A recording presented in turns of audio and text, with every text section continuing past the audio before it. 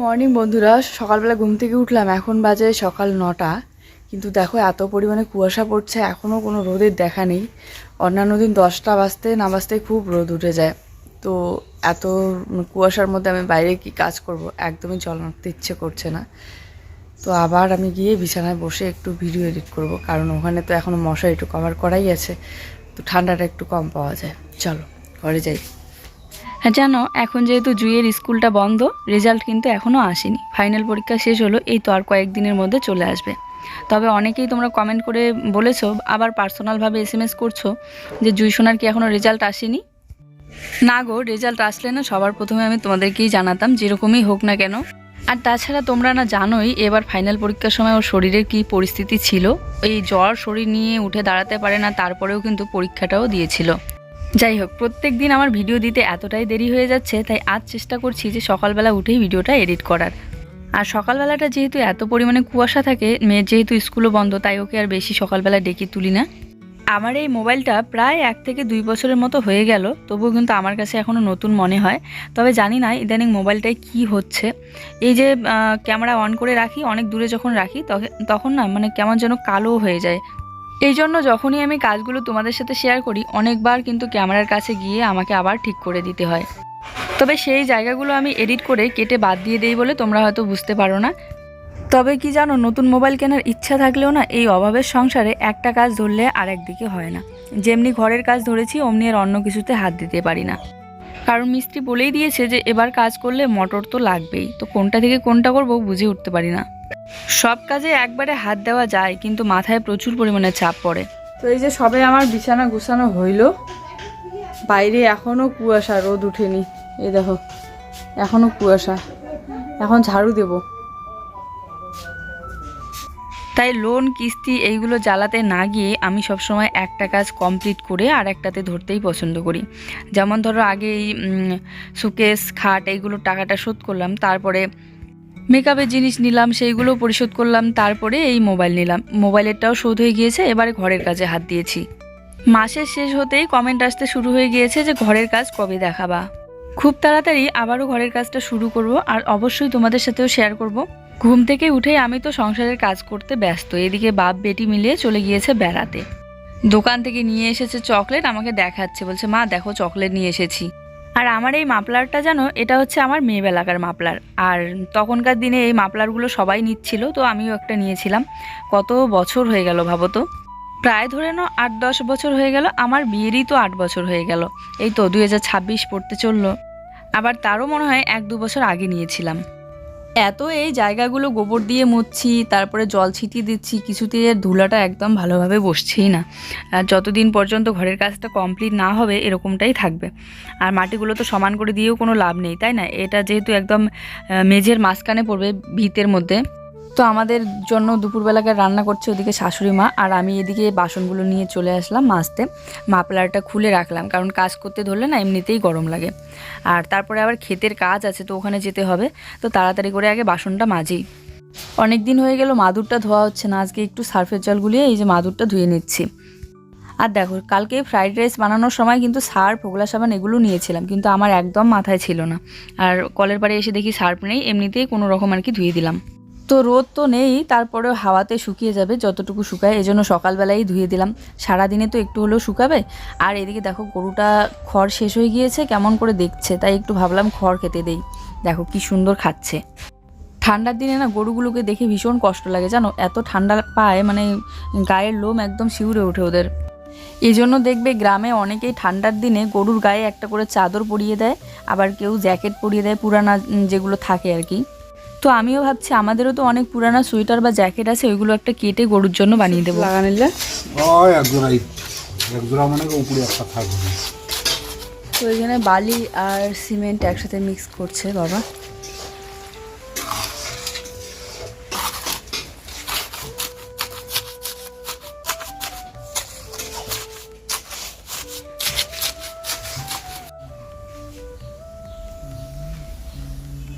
তো বন্ধুরা, এই যে আমি বাটার দিয়ে এই ব্রেডটাকে ভেজে নেব, এর জন্য এই যে তাওয়াটা বসিয়ে দিয়েছি।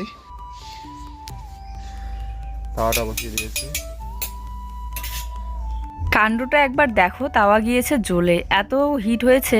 এখন বাটাটা সবে দিল, তাহলে তো স্লাইসটা পুড়ে যাবেই। আর আমাকে বলছে যে বাটা দিয়ে ভাজলে ভালো হয় না, পুড়ে যায়।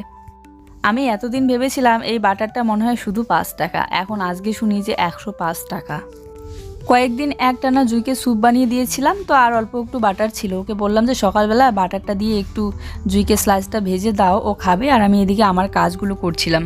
আর কাঁচা স্লাইসগুলো হচ্ছে দিলে জুই খায় ঠিকই, কিন্তু অনেকেই কমেন্ট করে বলেছো যে কাঁচা দিতে নেই, একটু সেকে দিতে।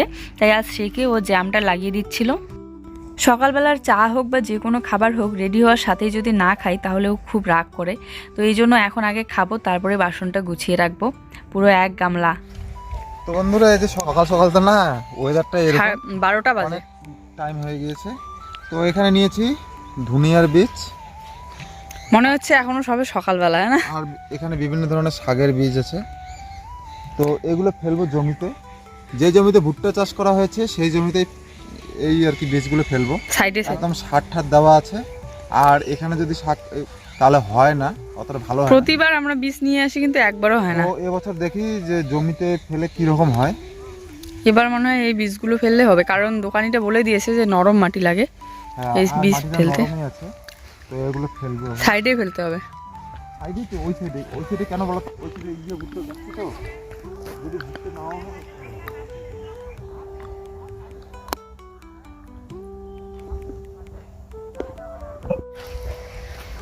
আর আমি এদিকে বাড়ির কাজগুলো সকালবেলাকার করে রেখে এই যে আসলাম।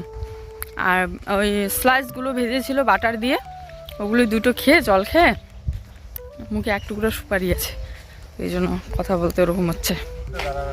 কোন দিকে?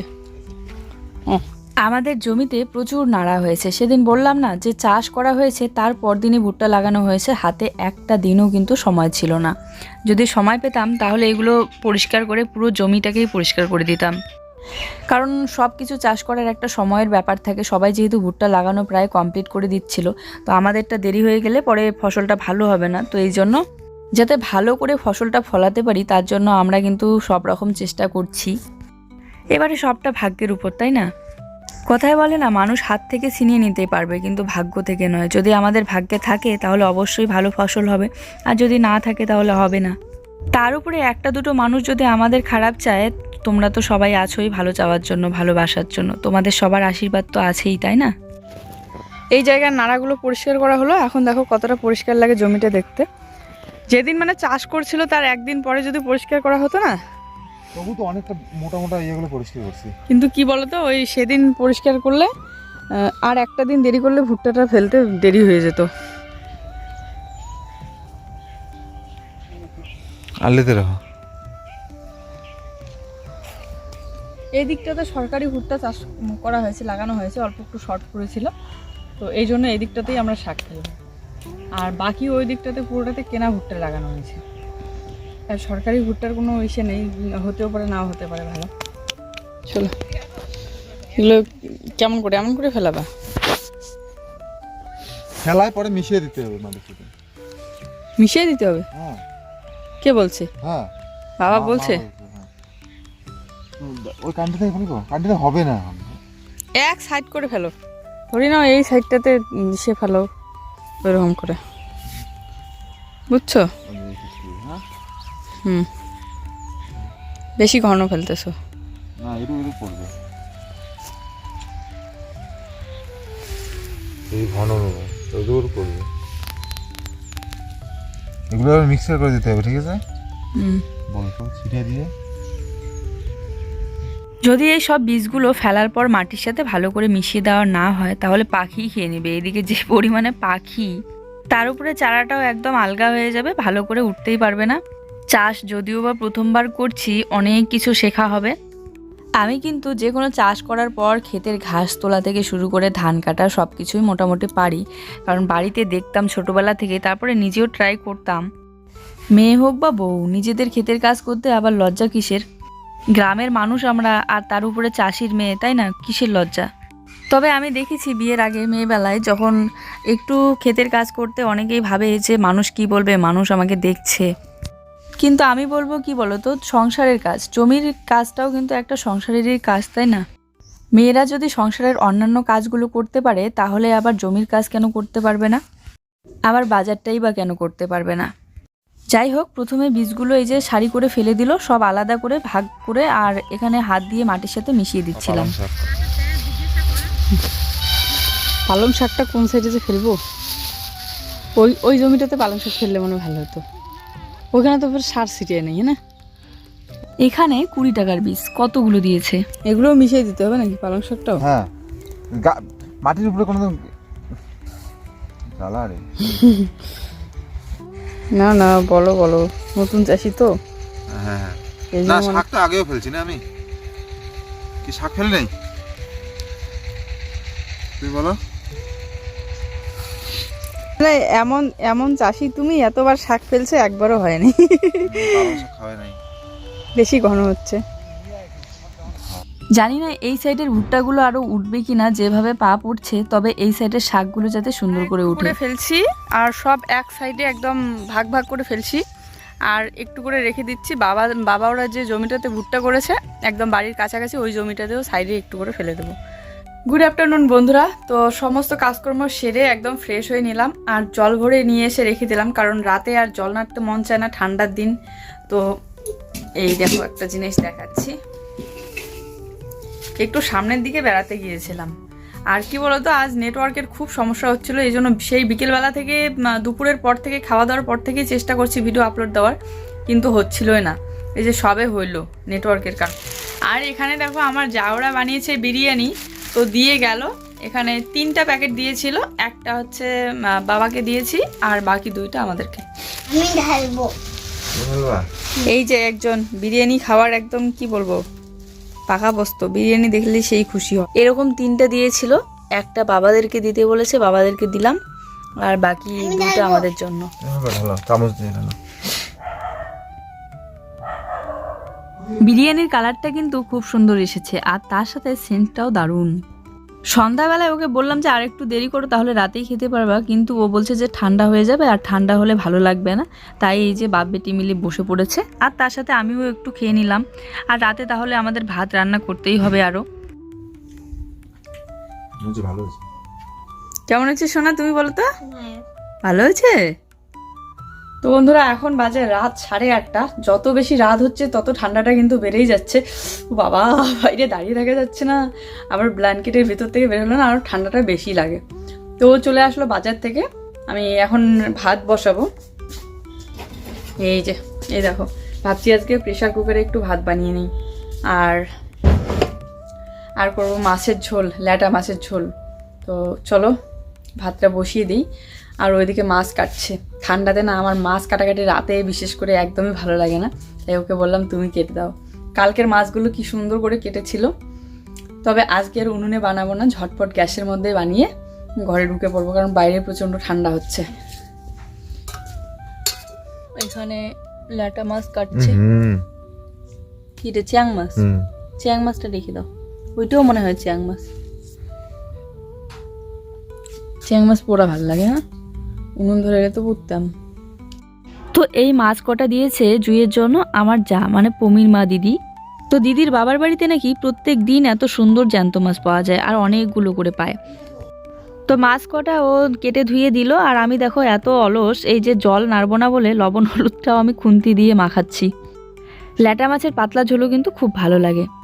আর আমি জানো তো মাছের ঝোলে সবসময় জিরা বাটা, তারপরে পেঁয়াজ বাটা, আর হচ্ছে কাঁচা লঙ্কা বাটা বা শুকনো লঙ্কা বাটা, এই 3টে জিনিস দিয়ে মাছের ঝোলটা করি। আর এখন যেহেতু ও পাউডার প্যাকেটগুলো নিয়ে এসেছে, জিরার পাউডার, তারপরে ধনে পাউডার, আরও লঙ্কার পাউডার, তো ওই প্যাকেটের পাউডারগুলো দিয়ে মাছের ঝোলটা বানাবো। এই দেখো মুজাগুলা পড়েছে নতুন, বলছে কি গরম মুজাগুলা। আরাম পাচ্ছে, যে ঠান্ডা পড়ছে না। হ্যাঁ, আর মাফলারটা পড়ছে, মাফলারটা তো সারাদিন। আর এদিকে ও নিজের মোজাগুলো পরে গরম পেয়েছে, আবার বলছে যে জুইকেও নতুন মোজাগুলো পরিয়ে দেই। আর দেখো জুইয়ের মোজাগুলোও কিন্তু একদম হাঁটু থেকে হয়েছে। পড়াই না কালি পড়ছে।